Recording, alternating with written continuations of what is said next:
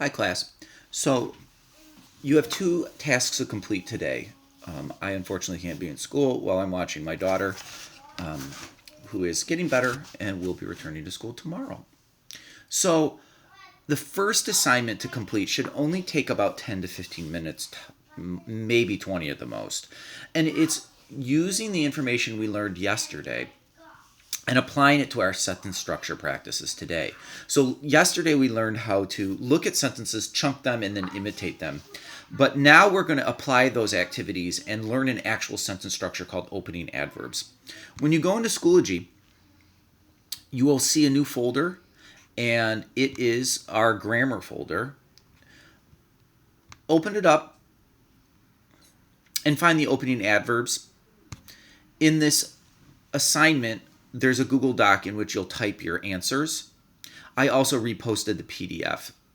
The PDF you also might find easier to open right from here.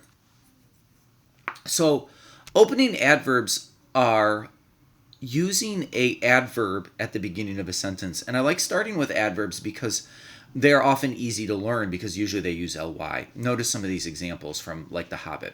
Quickly, they flung a rope with a hook towards him. Some adverbs don't use ly, like overnight or outside, adverbs that say when or where. So adverbs they tell us how an action happens, or they tell us when an action happens, where an action happens. So we can use single opening adverbs. Reluctantly, the boy fastened the collar on the bear cub. Soon he reached the thicket of pepper trees. Slyly I tried to check my teammates for any sign that they recognized the wrongness of the movement. Or we can get more advanced. We can use more than one adverb at the beginning of a sentence, quickly and quietly, on and on, instantly, obediently. Notice the comma rule that we are intuitively learning by using opening adverbs. Practice one is pretty easy. What you're doing is you're looking at these sentences and you're matching which adverb would go with the idea, the context of which sentence. The branch is rustled. Is it gently overhead, slowly versus slowly, unsteadily, up and up? Sometimes you need to do these out of order because some are more obvious than others. So you don't need to copy any sentences. In your Google Doc, just put the letter. Now, in part two, practice two, your goal is to first write out this model and add the slash marks. Where do you think the slash marks would go like yesterday? How would you chunk that model? Then put A, B, and C back together, matching the structure of the model. It won't go A, B, or C. Which one goes first? Notice the model starts with slowly, the opening adverb. So which one has the opening adverb, A, B, or C? We're going to do practice 3 tomorrow. Don't try to do it on your own without any teaching. I mean, not tomorrow, Friday. Now, the second thing you're going to do in class today is do more work on your drafts for the letters of Martin Luther King.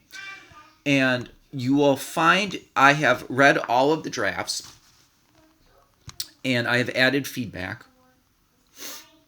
Some of you have emailed me your draft from a Google Doc that you made yourself.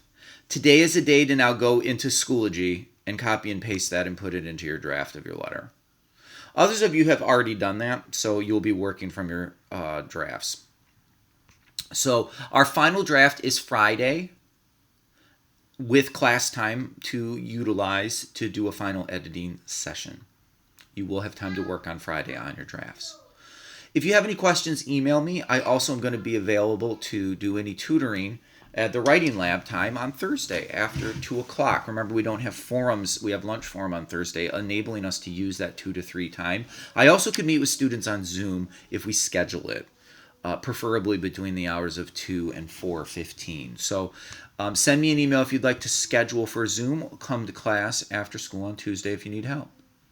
Good luck working today. Please submit your grammar work.